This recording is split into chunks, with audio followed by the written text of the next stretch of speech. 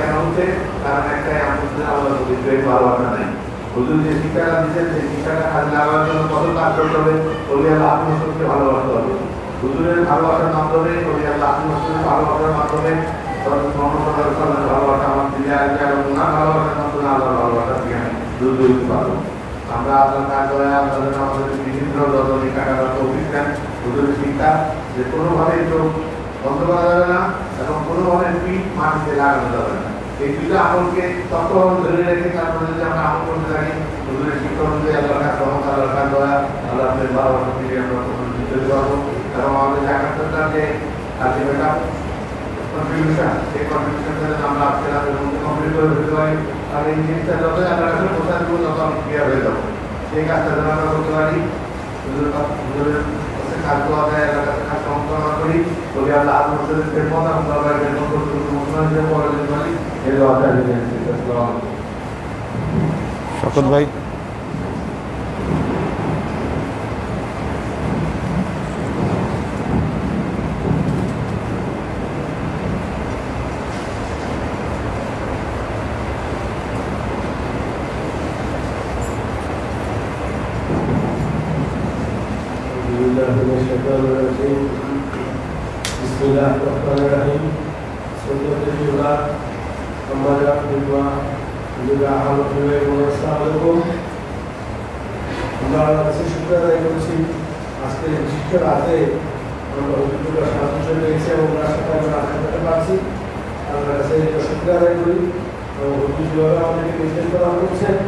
আজকে রাত কাটানোর জন্য আমরা যেন সেভাবে করে রাত কাটাতে পারি। দেশের বিশেষ আকর্ষণ হচ্ছে চোখ এক করা যাবে না, বিশেষ সাথে বিছানা রাখতে পারবে না। এই যে দুটো জিনিস তাহলে আপনার বসে বসে চেয়ারে বসে করি বা মাটিতে বসে থেকে যে অভিভাবকগুলো দিয়েছেন এবং এটা প্রতি বছর আমাদেরকে দিয়ে থাকে, আমাদের অলরেডি মুখস্থ হয়ে গেছে। তারপরে আমাদের এখানে স্লিপ আছে, স্লিপ থেকে অভিভাবক আদায় করবেন, হুজুরের বক্তব্য শুনবেন। সর্বোপরি আমরা যে কারণে এই দরবারের সাথে সম্পৃক্ত আছি, আর এই দরবারে একজন মুরব্বী আছেন, আমরা তার নির্দেশ মতো আমাদের জীবনকে পরিচালিত করি। এই জায়গাতে আমাদের একটু সমস্যা হয়, আমরা নির্দেশটা মানতে পারি না। হুজুর যে নির্দেশগুলো দেন আমরা আবার এগুলোকে বিশ্লেষণ করে আমার মনের মতো করে আমি চালানোর চেষ্টা করি, সেক্ষেত্রে আমরা ব্যর্থ হয়ে যাচ্ছি। যখনই আমরা হুজুরের নির্দেশকে আমার মতো করে সাজিয়ে নিব তখন কিন্তু আর হুজুরের নির্দেশ থাকবে না। হুজুর আমাদেরকে নির্দেশ দিচ্ছেন এখানে ফিতরা এবং যাকাত আদায় করতে। ব্যাখ্যাটা কি দিয়েছেন? আমি যদি নিজস্বভাবে ফিতরা এবং যাকাত আদায় করি সেখানে কিন্তু আমার নফসকে আমি খুশি করলাম। আমার নফস চাচ্ছে এমন একজনকে ফিতরা যাকাত দাও যার কাছে আমার হায়াতি থাকবে। হায়াতি মানে আমি তার থেকে একটু উপরে, সে আমাকে সম্মান করবে, তার কাছ থেকে আমি কিছু পাবো, এরকম একটা কিছু নিয়ম করে আমি তাকে যাকাত আদায় করছি। আর হুজুরের নির্দেশ হচ্ছে এরকম একটা জায়গাতে জাকাত দিতে হবে যেখানে দিয়ে ফেলার পরে আমার আর কোনো কিছু থাকছে না। এই টাকাটা কার কাছে যাচ্ছে আমি জানছি না, আমি দিচ্ছি আল্লাহর হাতে।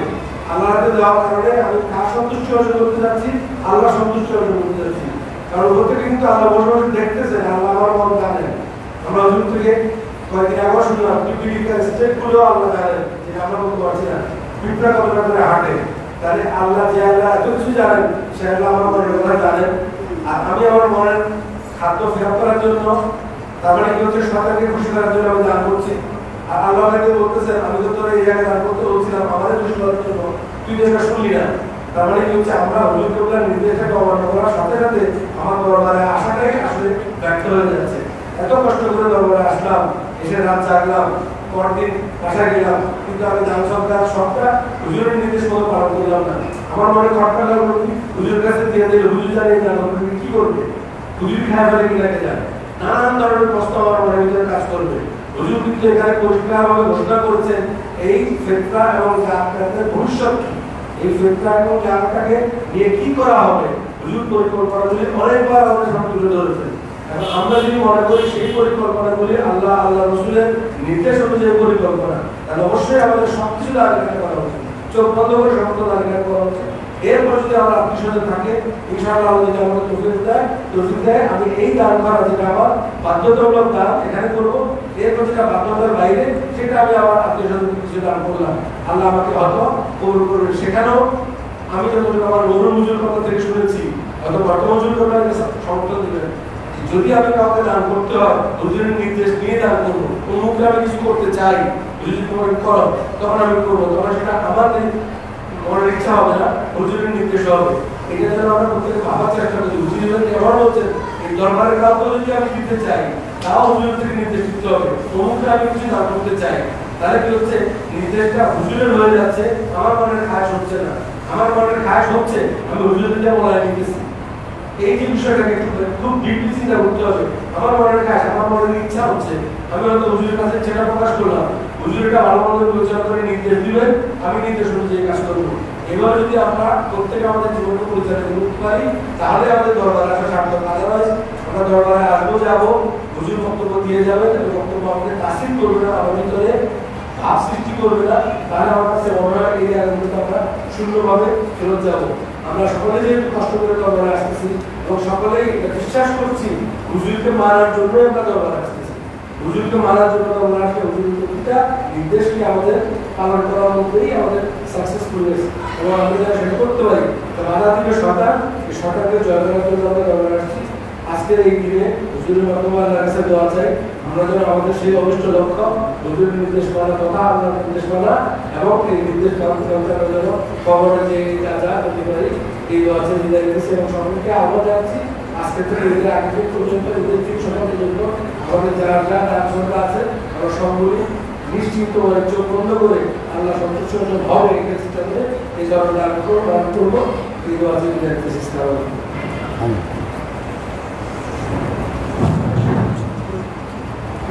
হ্যাঁ,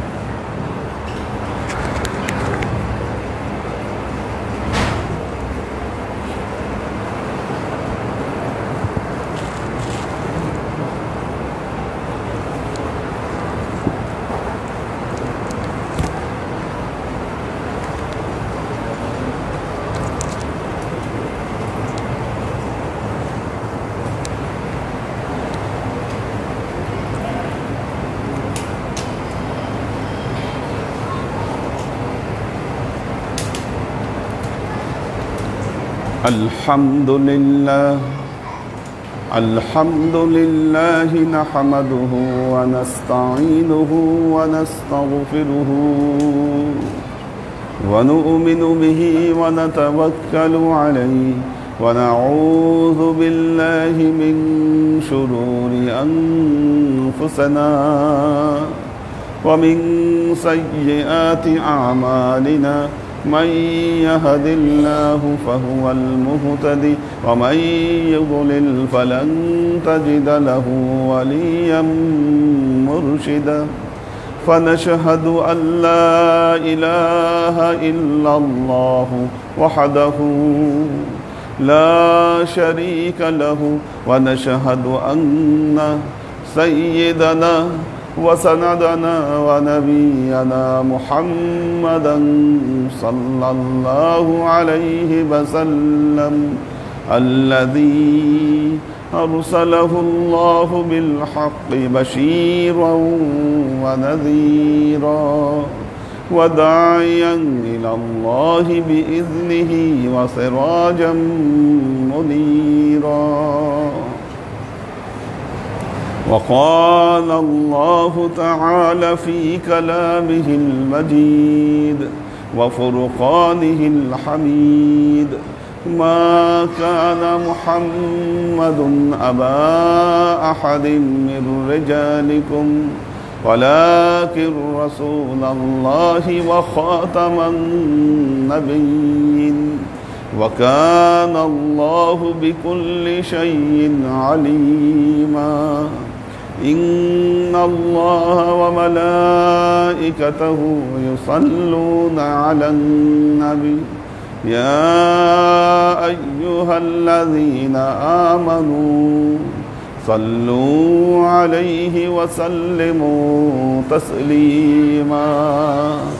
صلى الله على محمد صلى الله عليه وسلم صلى الله على محمد صلى الله عليه وسلم صلى الله على محمد صلى الله عليه وسلم.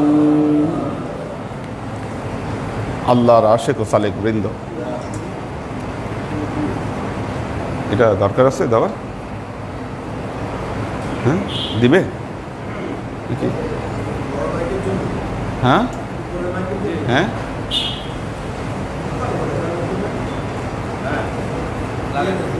দিবে?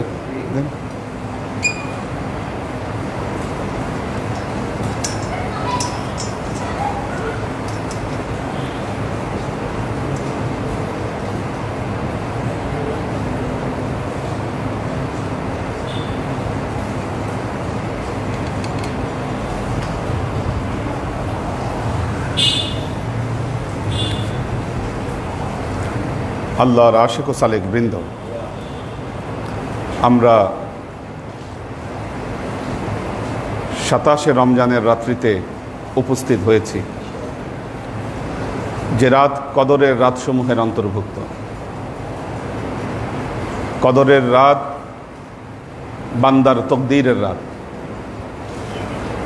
কদরের রাত তকদীরের রাত, কদরের রাত মাগফিরাতের রাত, কদরের রাত বরকতের রাত, কদরের রাত রহমতের রাত।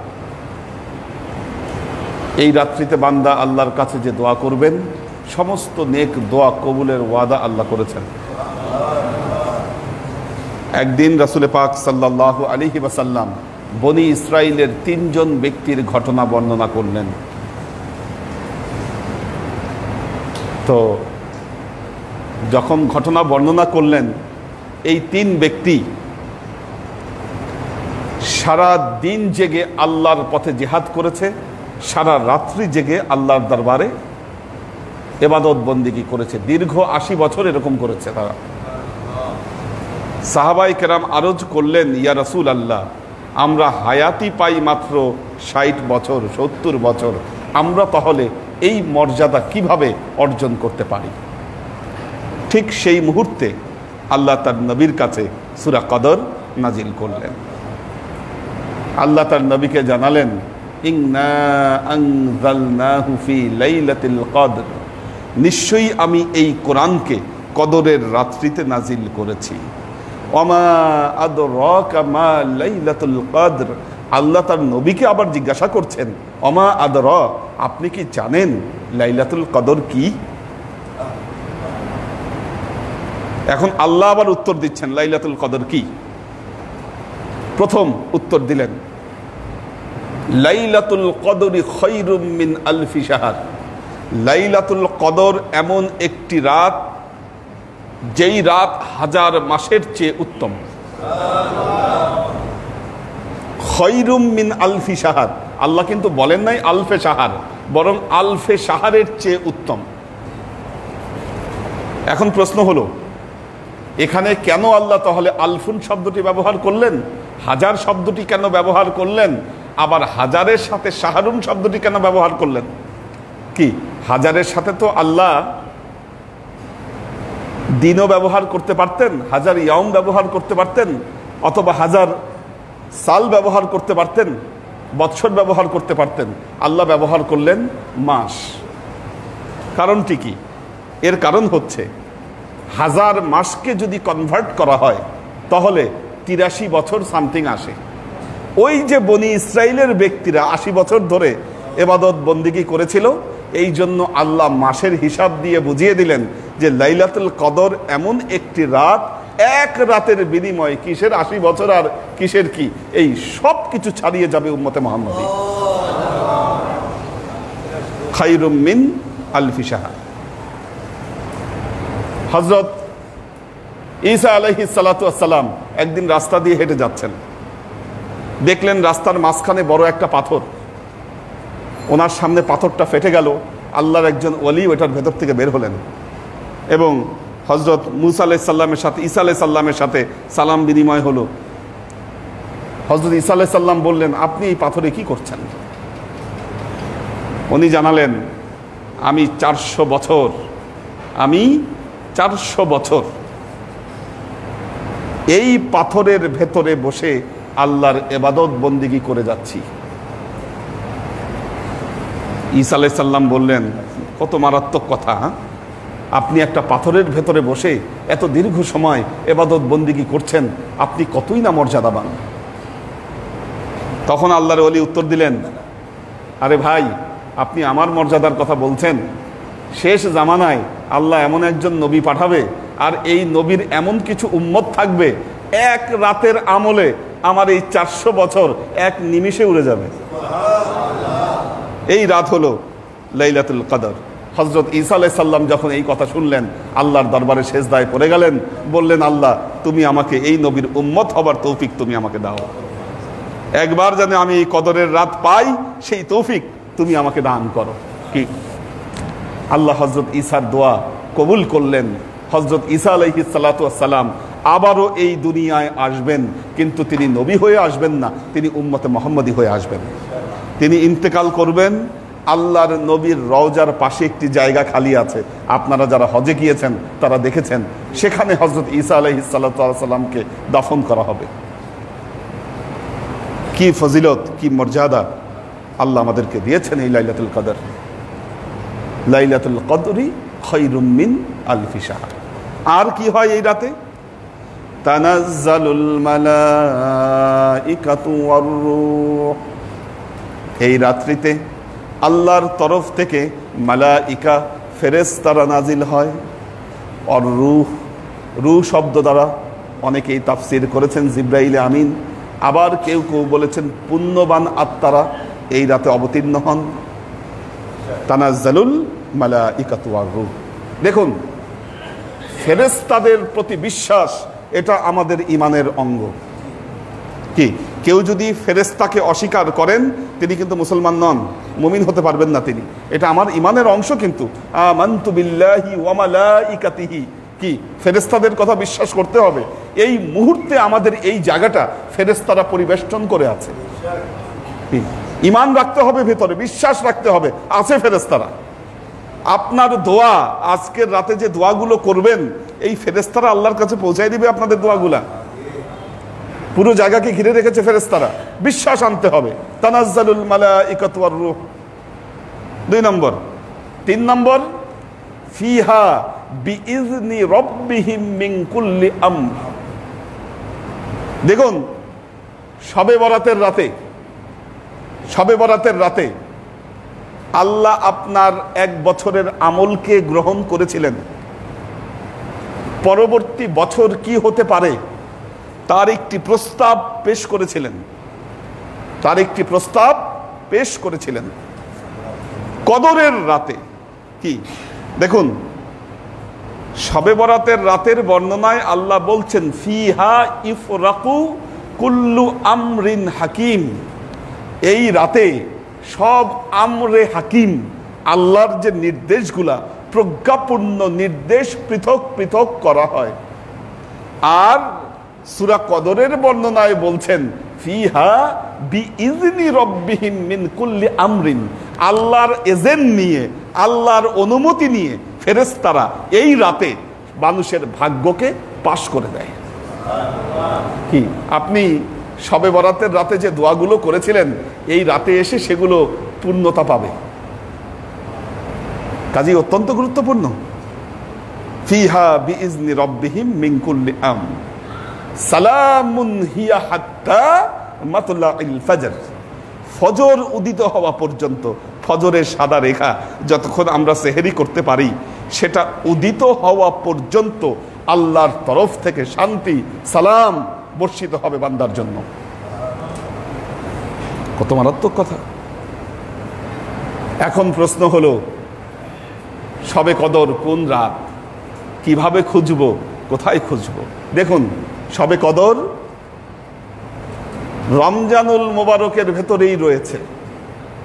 তার কারণ আল্লাহ সূরা বাকারায় বলছেন, শাহরু রমাদানাল্লাযী উনজিলা ফীহিল কুরআনু হুদাল লিন-নাস ওয়া বায়্যিনাতিম মিনাল হুদা ওয়াল ফুরকান।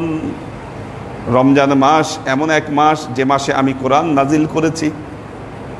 আবার সূরা কদরে আল্লাহ কি বলছেন, ইন্না আনজালনাহু ফি লাইলাতিল কদর। নিশ্চয়ই আমি কদরের রাত্রিতে কোরআনকে নাজিল করেছি। সূরা বাকারায় কি বললেন? রমজানে নাজিল করেছি। এখানে বললেন কদরের রাত্রিতে নাজিল করেছি। তার মানে কি মাহে রমজানুল মোবারকের ভেতরে কদরের রাত্রিতেই কোরআন নাজিল হয়েছে। এটা কনফার্ম রমজান মাসের মধ্যেই সবে কদর। এখন রমজান মাসের কোন দশক, কবে খুঁজব?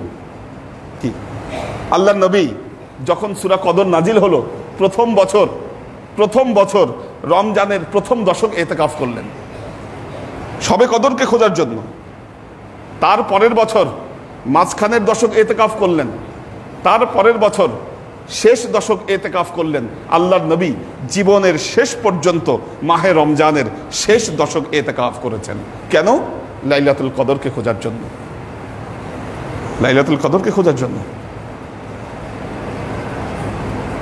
এরপরে শেষ দশক, তার মানে কি রমজানের শেষ দশকে আছে। এখন রমজানের শেষ দশক কোন রাত? আল্লাহ নবী বলেছেন তাহাওয়ারু লাইলাতুল কদর ফি আখিরিল আশরিল ভিত্রি মিন শাহরি রমাদান। আল্লাহ নবী বলছেন মাহে রমজানের শেষ বেজোর 5টা রাতে তুমি লাইলাতুল কদরকে খোঁজ করো। শেষ কয়টা রাত? 5টা রাত। 5টা মানে 21, 23, 25, 27, 29। আজকে কয় তারিখ? 27। আজকের রাত হলো 27-এর রাত। 27-এর রাতের গুরুত্ব কেন? 27-এর রাতের গুরুত্ব কেন? আল্লাহর যেই সমস্ত মহান ওলিরা এই লাইলাতুল কদরকে খোঁজ করেছেন তাদের মধ্যে অনেকেই মত দিয়েছেন হতে পারে লাইলাতুল কদর 27-এর রাত। তারা বলেছেন, মন্তব্য করেছেন 27শে রজনীতে আমরা লাইলাতুল কদরকে খুঁজে পেয়েছি। এর মধ্যে একজন ছিলেন ইমাম আবু হানিফা রহমতুল্লাহ আলাইহি। ইমাম আবু হানিফা রহমতুল্লাহ আলাইহি, দেখুন ইমাম আবু হানিফা রহমতুল্লাহ আলাইহিকে ইমামুল আজম বলা হয়। উনি তাবেঈ ছিলেন। ওনার পাণ্ডিত্য এমন ছিল, ইমাম মালিকের নাম শুনেছেন আপনারা? ইমাম মালিক মসজিদে নববীর ইমাম ছিলেন। হ্যাঁ, ইমাম মালিক মসজিদে নববীর ইমাম ছিলেন এবং খুব জাদরেল আলেম। এখন ইমাম আবু হানিফা রহমতুল্লাহ আলাইহি গিয়েছেন ইমাম মালিকের সাথে সাক্ষাৎ করতে। গিয়ে দেখলেন মসজিদে নববীতে নামাজ শেষে ইমাম মালিক দার্স দিচ্ছেন। ইমাম আবু হানিফা ওখানে বসে দার্স শুনলেন। সবাই যখন চলে গেল তখন এসে ইমাম মালিককে সালাম দিলেন ইমাম আবু হানিফা। ইমাম মালিক জিজ্ঞাসা করলেন, মিন আইনা জিতা, কোত্থেকে এসেছো তুমি? কোত্থেকে এসেছো? উনি বললেন, জিতু মিনাল কুফা, আমি কুফা থেকে আসছি। এখন ইমাম মালিক এক তো মদিনার অধিবাসী, উনি মসজিদে নববীর ইমাম। আল্লাহ নবীর রওজার সামনে এই ঘটনা। এখন কুফাবাসী আহলে বেইতের সদস্যদের সাথে কি করেছে বেঈমানি, এটা তো ইমাম মালিক মনে রাখছে। কাজী কুফাবাসীর সাথে যে একটা অ্যালার্জি, উনি বললেন তুমি তো আজমি, আর কুফার অধিবাসী, কুফাররা তো নেফাক, কুফাররা তো ভেজালের মধ্যে আছে। হ্যাঁ, ইমাম আবু হানিফা তখন সূরা তাওবার একটা আয়াত বললেন, ওয়া ইন্না মিন আহলিল মাদিনা মারাদু আলান নিফাক। সূরা তাওবার আয়াত, ইন্না মিন আহলিল মাদিনা মারাদু আলান নিফাক। মদিনাবাসীদের মধ্যেও কিছু কিছু মুনাফিক আছে। কি উনি কুফাবাসীর বদনাম করলেন, আর এখানে উনি বললেন, কোরআনের আয়াত দিয়ে বলতেছেন, ওয়া ইন্না মিন আহলিল মাদিনা মারাদু আলান নিফাক, মদিনাবাসীদের মধ্যেও কিছু মুনাফিক আছে। এটা কোরআনে বলছে আল্লাহ। এখন তো ইমাম মালিক অবাক হয়ে গেলেন, আল্লাহর নবীর রওজার সামনে, মসজিদে নববীর ইমামের সামনে কোরআন দিয়ে দলিল দিচ্ছে এই লোক। এটা সোজা কথা না। এটা উনি বললেন, তখন ইমাম মালিক বললেন, আনতা ইমাম আবু হানিফা, আনতা আবু হানিফা, চিনে গেছেন তিনি? উনি বললেন নাম। উঠে জড়ায় ধরলেন ইমাম আবু হানিফা রহমতুল্লাহ আলাইহি, জড়ায় ধরলেন। পাণ্ডিত্য এবং প্রজ্ঞা, দেখুন ওই জামানায় আলেমদের মধ্যে এই সৌহার্দ্যপূর্ণ অবস্থা ছিল, একজন আরেকজনকে কতটা সম্মান করতেন। তো ইমাম আবু হানিফা বলেছেন 27শে রাত হচ্ছে লাইলাতুল কদর। কেন? পবিত্র কোরআনে সূরা কদরের ভেতরে লাইলাতুল কদর শব্দটা 3 বার এসেছে। কয়বার আসছে? 3 বার। আর লাইলাতুল কদর শব্দের মধ্যে 9টি হরফ আছে, 9টা হরফ, 3 নং 27। কাজেই উনি বলেছেন 27শের রাত হচ্ছে লাইলাতুল কদর। হতে পারে, আল্লাহু আলাম, আল্লাহু আলাম। আজকে লাইলাতুল কদর হলে আপনার ভাগ্য আজীবনের জন্য খুলে গেল। আল্লাহর আশেক ও সালেক বৃন্দ, কাজেই এই রাতকে মিস করবেন না, এই রাতকে হেলাফেলা করবেন না। আল্লাহ যাদেরকে সুস্থ রেখেছেন, ভালো রেখেছেন, এই রাত এবাদত বন্দিগির মাধ্যমে অতিবাহিত করুন। কি এবাদত করতে পারি? কি এবাদত করতে পারি? আমরা নফল নামাজ পড়তে পারি, তসবিহ তাহলিল পড়তে পারি। বড় একটা এবাদত আমরা শেষ করলাম, বড় একটা এবাদত আমরা শেষ করলাম, আমরা তারাবির নামাজ শেষ করলাম। কি? সালাতুত তাসবিহ। এবার বলেছি সালাতুত তাসবিহ একসাথে জামাতে পড়বো ইনশাআল্লাহ। আমরা তাহাজ্জুদ একসাথে জামাতে পড়বো। সালাতুত তাসবিহ এবং তাহাজ্জুদ এ দুটোই জামাতে পড়বো, রাত 1টায় শুরু করব। সালাতুত তাসবিহ শেষ হলে আমরা তাহাজ্জুদ পড়ে ফেলবো, পরে এরপর যে যার কাজ। রাত অত্যন্ত ছোট রাত, অতিরিক্ত ছোট রাত। কাজেই তাসবিহ তাহলিল কোরআন তেলাওয়াত যা আছে আপনারা করতে থাকেন।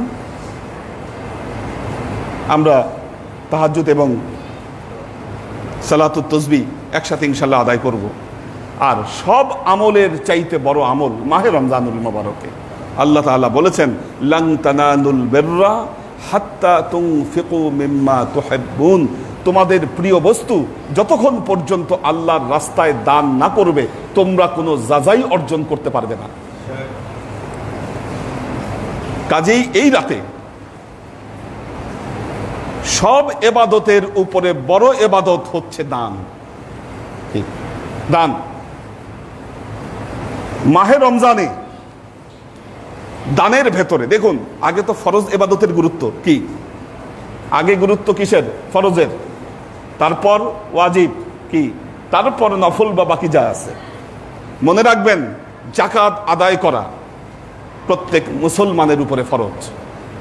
আপনি ঘরে টাকা জমায়ে রাখবেন, ঘরে গহনা জমায়ে রাখবেন, আর আপনি সেই গহনার সেই টাকার যাকাত দিবেন না, আপনার এবাদত আল্লাহ কবুল করবে, আপনার দোয়া আল্লাহ কবুল করবে, এটা যদি আপনি ভাবেন আপনি ভুল করছেন। কারণ যাকাত হচ্ছে আপনার উপরে ফরজ, ইসলামের 5টা স্তম্ভের মধ্যে একটি স্তম্ভ। অনেকে আছেন বাসায় ওয়াইফের গহনা আছে, সোনার গহনা আছে, তিনি সোনার গহনার যাকাত দেন না, কিন্তু মসজিদে এসে 2 চোখের পানি ছেড়ে আল্লাহর কাছে দোয়া করেন, মসজিদে এসে খুব ইবাদত বন্দেগী করতে পারেন, অথচ ঘরে স্বর্ণের যাকাত আপনি দিচ্ছেন না। আপনি কিভাবে আশা করেন আপনার ইবাদত, আপনার বন্দেগী আল্লাহ কবুল করবেন? বলেন, বাস্তব কথা যেটা। ওয়াজিব দান, ওয়াজিব দান, মাহে রমজানের ওয়াজিব দান হচ্ছে ফিতরা। ফিতরা আল্লাহ নবী বলেছেন, তাহারাতুল সায়েম ওয়া তুআমাতুল লিল মাসাকিন। ফিতরা আদায় করতে হবে, রোজাদারের রোজার ত্রুটি বিচ্যুতি যেন আল্লাহ মাফ করে দেয়। আর তুআমু লিল মাসাকিন, এই ফিতরার উদ্দেশ্য হচ্ছে ঈদের দিন যারা গরিব রয়েছে, যারা বাজার করতে পারে না, আমরা ভালো ভালো খাই ঈদের দিনে, যারা ভালো খেতে পারে না তাদের কাছে খাবার পৌঁছে দেওয়া। এবং আল্লাহ নবী বলেছেন ফিতরাটা আদায় করতে হবে ঈদের জামাতের আগে। ঈদের জামাতের আগে যিনি ঈদের জামাতের আগে ফিতরা আদায় করবেন, তার ফিতরা মকবুল ফিতরা হিসাবে আল্লাহ কবুল করবেন। এখন বলতে পারেন ঈদের জামাতের আগে আপনি ফিতরা আদায় করেন নাই, আপনি চিন্তা করলেন আমি তো বেঁচে গেলাম, আল্লাহ নবী বলেছেন এটা, ওমান আদ্দাহা ক্বাবলা সালাত ফাহুয়া সাদাকাতুন মাকবুলা ওমান আদ্দাহা বাদা সালাত ফাহিয়া সাদাকাতুম মিনাস সাদাকা।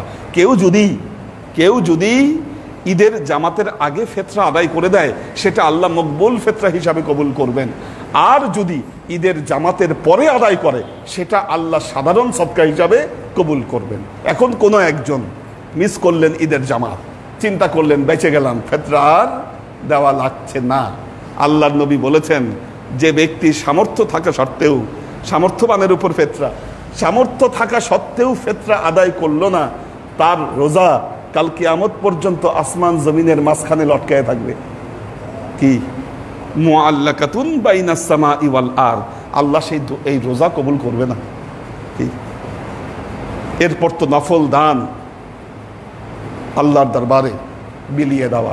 মাহে রমজানুল মোবারক অর্থনৈতিকভাবে অর্জন করার মাস নয়, মাহে রমজানুল মোবারক মনে রাখবেন খালি হওয়ার মাস, খালি হওয়ার মাস। যে যত খালি হতে পারবেন তার নৈকট্য আল্লাহর কাছে তত ঊর্ধ্বে থাকবে। আল্লাহর আশিক ও সালেক বৃন্দ, এখানে জাকাত এবং ফিতরা কালেকশন করা হয়। বলতে পারেন হুজুর কেন আপনার এখানেই কেন দিব? তার কারণ হলো এটা আল্লাহ কর্তৃক প্রদত্ত আমার উপর দায়িত্ব। আমি বলেছি আমি আপনাদের থেকে জাকাত ফিতরা আদায় করি এবং সেটাকে আমি বন্টন করি। কি সেটাকে বন্টন করা হয়। ফিতরারও বন্টন করার সুন্দর সিস্টেম আছে, জাকাতও এবার খুব পরিকল্পনা অনুযায়ী ইনশাল্লাহ বন্টন করব। কারণ জাকাত এবং ফিতরার উদ্দেশ্য, জাকাতের উদ্দেশ্য হলো দারিদ্র বিমোচন। আমার কি দায়িত্ব? আল্লাহ তার নবীকে বলছেন খুয মিন আমওয়ালিহিম সাদাকাহ তুতাহহিরুহুম ওয়া তুযাক্কিহিম বিহা ওয়া সাল্লি আলাইহিম ইন্না সালাতাকা সাকানুল লাহুম। আল্লাহ বলছেন খুয, আল্লাহ তার নবীকে বলছেন খুয হে নবী আপনি নেন, মিন আমওয়ালিহিম সাদাকা, তাদের মালের যে জাকাত আপনি গ্রহণ করুন। এখন নবী গ্রহণ করবেন কেন? নবী নিজে খাওয়ার জন্য না, না, নবী নিজে খাওয়ার জন্য নয়, নবী নিজের জন্য নয়, আল্লাহ নবী সেটাকে বন্টন করে দিতেন। কিন্তু নবীর উপর দায়িত্ব হচ্ছে জাকাতটি আদায় করা। তার কারণ হলো তার উম্মতের মধ্যে কে জাকাত ঠিক মতো আদায় করছে, কে করছে না, এটা দেখভাল করার দায়িত্ব আছে। কি সেই নবীর দায়িত্বই আমার উপর বর্তিয়েছে। যেহেতু আমি আপনাদের মুর্শিদ, যিনি বয়াত পড়েছেন তিনি জাকাত আদায় করতে বাধ্য, এটা মনে রাখবেন।